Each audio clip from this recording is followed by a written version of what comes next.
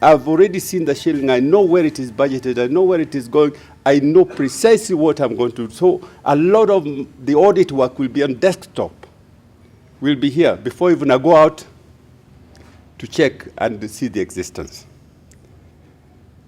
I tell you, there's a lot of excitement in that. And I'm really working and fighting for resources for the office to be capacitated to be able to do that. Because I believe that that money spent on me that way is a money which is going to increase accountability, bring accountability to the ground. It's money which is going to create employment in the counties. It's money which we hope that if we do this continuous, because it has to be done continuously, it will create employment internship for our university graduate leaving university. It's money which I can tell the Treasury, this year you spent on me this, I've increased accountability, it has gone on the ground, it has created employment. But above all, it is money if we communicate properly with our people, my grandmother. My grandmother, the day is going to vote, she's going to vote. Is going to vote in an empowered manner. So it's something which is going to start creating a change. And once we start creating a change and bring accountability on the ground, people become aware, leaders will be held accountable in terms of integrity and whatever. And we will start making systems which Kenyans believe in. Kenyans believe in corruption. There may be just 10 of people, but the thing has got as a wildfire. It has contaminated those who are even trying to be good. So those who are trying to be good have lost hope, but we must bring salvation. And this is the way we are going to do it. And let me not talk too much and leave it there, but I think what I meant to say is that we have to change, bring accountability on the ground. This office is desperately working to make sure that is a serious culture change on my side, but I know that systems, the Kenyans are getting much more active through NTA, NTC, and others, and I'm coming to work with you. Now, the challenge here is that we must make sure that the instruments which are going through Parliament are strong enough to enable this office to be able to do that, to enable this office to have the budget to be able to do that. There's a challenge of the budget because people have not changed, still have the same budget as if it was national, one unitary government, not recognizing that I've got another 47 mini governments, plus the CDFs, plus the waste of funds, plus the projects to do, and yet I still have more or less the same number of staff as before. So I'm asking, we must put money into accountability. You must fight for money to be put in accountability, to audit the counties, to audit the national government, to audit the CDF. And therefore, there's a bill, what you call public audit bill, which is before Parliament now. It is going to the committee, which you must find the chance to get, read, and fully participate in, to ensure the Auditor General independence is not hindered, the resources are made available, and that we make an instrument which will make this country decide to not to talk about accountability, but invest in accountability. Let me thank you. Let me thank NTA. I really felt that was, I spoke out of the heart. I didn't write anything. I spoken out from my heart. But it just shows the excitement you have created in me. And I'm free, and I'm going to ask my people to go into that, because I'm also building system which I'm telling them we must rely on big data outside there. So even as we audit the shilling goes aground, we will jump and we'll harness the data out there, use it in a collaborative way to do smart audits. Thank you. Thank you so much, the Auditor General, for those remarks. I want to take this opportunity now to invite the National Governing Council Chairman to make a brief remark, and then invite the chief guest for launching of the report. Now, our chief guest, our very special guests, Auditor General and those who left. Now, ladies and gentlemen, I'm inspired by the presentations which were made this morning by our leaders and by members of the NTA team. I knew NTA was an exceptionally good organization. Now, I'm running out of superlatives because what I have seen exceeds and goes far beyond my previous assessment of NTA. So I'm delighted to continue being a member of NTA Governing Council and to play my very small part in supporting NTA to complete this transformational work that they have been engaged on in the last few years. The NTA work is effective and creates impact. I think we are all in consensus on that. Secondly, the NTA work is based on partnerships. That is most critical. And I am delighted this morning at the presentation that was given by the Auditor General, because he is the one who came up with the historical remark that he wants to partner with the stakeholders through NTA in order to deliver the monitoring work and the audit work on the ground more effectively and more comprehensively. And what is more, he is prepared to make a small financial contribution to this work. That is historic. Historic because one of the challenges that we've had is sustainability of the structures, community structures on the ground. We at NTA have relied on the goodwill of the development partners to finance the institution and the work that we have done. That is not sustainable. And therefore, long term, NTA must seek to create sustainability on the ground for the structures that it relies on to monitor and feed it with monitoring information. We have a major breakthrough through the contribution by the Auditor General, and we have to thank you enormously, Auditor General, and beg your indulgence as we follow up with you to actualize that contribution. Now, we have our number one partnership with the MPs, because that is where NTA started. MPs in general are willing to work with us, because even when the CDF money is lost, in most cases it's not actually the MP who has taken the money. And the MP is put in a very difficult position where the people who have taken the money are his supporters. So if you wear your political hat, it's extremely difficult for him to be the one who is pursuing those people and jailing them. If we had the communities doing that, pursuing the people who misuse the CDF money, you will find that MP will be applauding behind the scenes, and he will be very supportive. We would like to expand our partnership with the MPs, and I was delighted to hear the commitment from the MP for Karachuonyo, Honorable James Reggae. We will follow up with him and with all the other MPs. We will follow up with the chairs and the leadership of CDF. Mr. Chairman, thank you. That was very reassuring. To have a school with the leadership that the teacher gave us, indicating that he wants to run his school with the utmost respect for governance. Schools is where we spend most of our CDF money. So if we have this kind of leadership, we would do very well. So we will partner with that school and we will replicate the excellent good practices across all the other schools.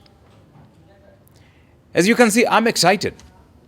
I hope you're half as excited as I am, because to reach my level would be extremely difficult. Thank you, and thank you to our sponsors of today's event. This is Integrity Action, for the excellent tool they have given us. We have everything. We have the tool, we have the organization of NTA, we have the support of government, we have the support of the agencies of government, from the Auditor General to CDF to the others. They have the money. What has been committed by the Auditor General, that he will give us a little money so that communities are sustainable on the ground, will be replicated at CDF and will be replicated across all the other centers of government where there is a bit of money and where integrity is required with monitoring. So bingo, NTA will become sustainable. I look forward to traveling that journey with you. It is now my extreme pleasure to invite our chief guest, Dr. Amolo, to come and speak to us. My brother, the Auditor General, Edward Ouko, so Sam Mwaura representing the Governing Council, the leadership of NTA, the partners, invited guests, the media, ladies and gentlemen, good morning. Mine is merely to make a few remarks by way of keynote. So ladies and gentlemen, it gives me great pleasure to join you today on this occasion of the launch of the Community Integrity Building Project Citizen Report Cards. I wish to take this opportunity to thank the National Taxpayers Association for inviting me to be the keynote speaker during this important event. Further, I thank NTA for the successful implementation of the Community Integrity Building Pilot Project in relation to the use of the Constituency Development Fund in Homa Bay Town and Karachuonyo constituencies in Homa Bay County. Indeed, I am happy to note that NTA has been proactively involved in monitoring the management of devolved funds, of which CDF is part. It is refreshing to note that NTA has remained faithful to its mission of promoting accountable, effective, and efficient collection and utilization of public resources through citizen empowerment, enhanced public service delivery, and partnership building. This launch could not have come at a better time than now, when we are almost 2 years into the system of devolved government, a period long enough for monitoring the management of funds given to the counties. Ladies and gentlemen, the adoption of a new constitution in August 2010 marked a turning point in the history of Kenya. The constitution has radically transformed the governance structure and also transformed relations in the country. It represents a triumph of the individual and collective efforts of Kenyans in crystallizing good governance in the country. Through this historic process, Kenyans not only restored a sense of pride, but also re-engineered and transformed the political, legal, social, economic, and administrative structures and processes in the country. One of the fundamental features of the Constitution is devolution. Devolution is a form of decentralization which refers to ceding of political, administrative, and fiscal management functions and powers from central government to lower levels of government, which usually exercise autonomy. It goes beyond the linear or vertical transfer of power and includes some degree of cooperation between the different levels of government. There are three main reasons to have been proffered for devolution. It enhances democracy by bringing the government closer to the people, provides mechanism for protecting democracy through vertical checks and balances, and it gives a voice to the minorities, thereby managing conflicts. The primary purpose of devolution in the Constitution is the promotion of good governance through decentralization of power, resources, and representation. This is further evidenced by the object of devolution under Article 174 of the Constitution, which include promotion of democratic and accountable exercise of power, promotion of social and economic development, the provision of proximate, easily accessible services, ensuring equitable sharing of national and local resources, and also ensuring self-governance and public participation in public affairs. In the context of fiscal decentralization, devolution should be understood broadly beyond the funds for devolved governments to include such funds as funds given to CDF. The role of citizens. Ladies and gentlemen, citizens play an important role in devolution. They are not only beneficiaries of devolution, but are stakeholders in ensuring that it works. In other words, they are active as opposed to passive stakeholders in devolution. The centrality of citizen participation in devolution is entrenched in various provisions of the Constitution. This is mainly covered in the context of public participation, Some of the general provisions on public participation include sovereignty of the people, national values and principles of governance, right of access to information, public access and participation in parliamentary proceedings, right to petition parliament, executive, judicial, and parliamentary authority, alternative forms of dispute resolution mechanisms, including traditional dispute resolution methods, devolution, participation in affairs of county governments, participation in public finance, and values and principles of public service, and indeed in the context of amendment of the Constitution.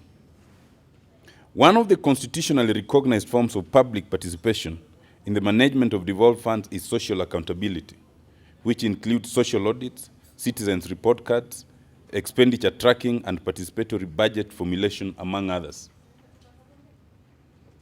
Accountability, as noted by Ackerman, entails, and I quote, a proactive process by which public officials inform about and justify their plans of action, their behavior and results, and are sanctioned accordingly, end of quote.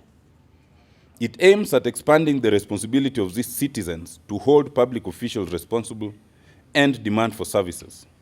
Social accountability enhances their voices in governance and service delivery.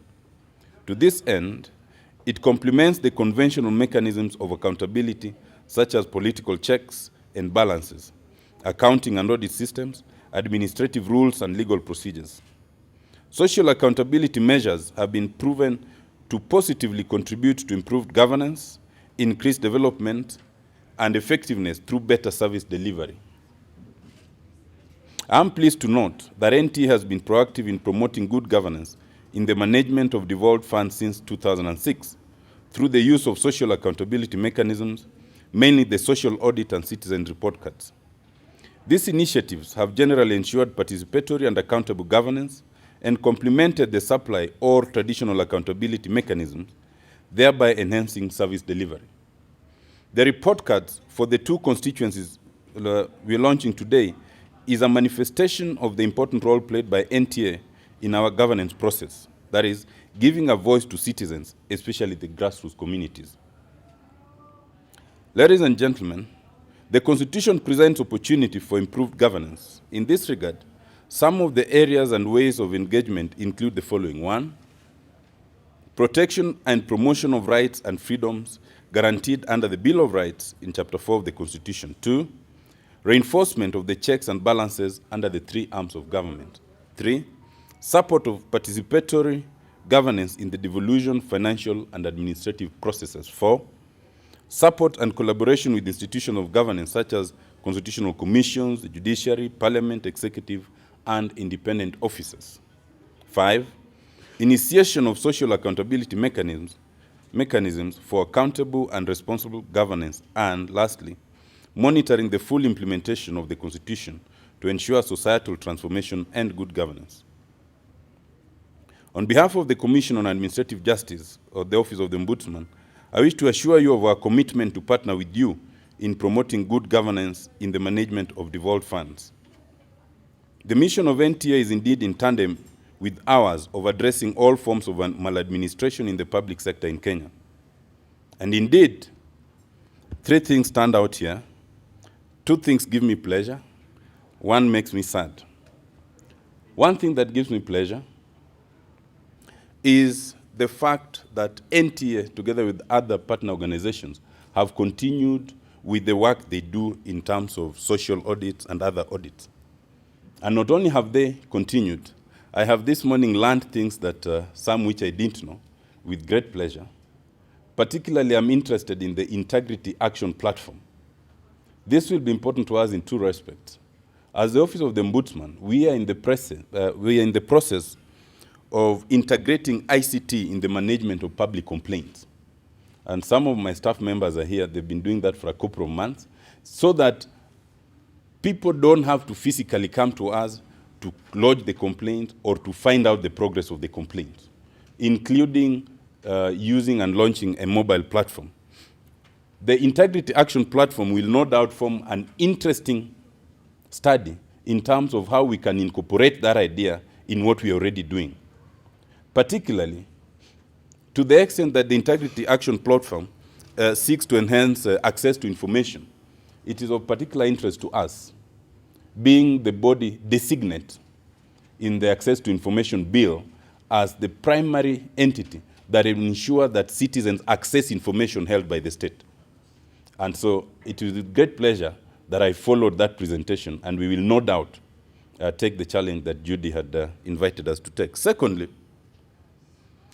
it also gives me pleasure that we appear to have moved from a situation of doing social audits and launching them as an historical event to a situation where we do this audit, invite the people who are audited, they willingly come and participate, as evidenced by the chairman of the CDF in Homa Bay, the MP for Karachuonyo, and then there's follow-up action.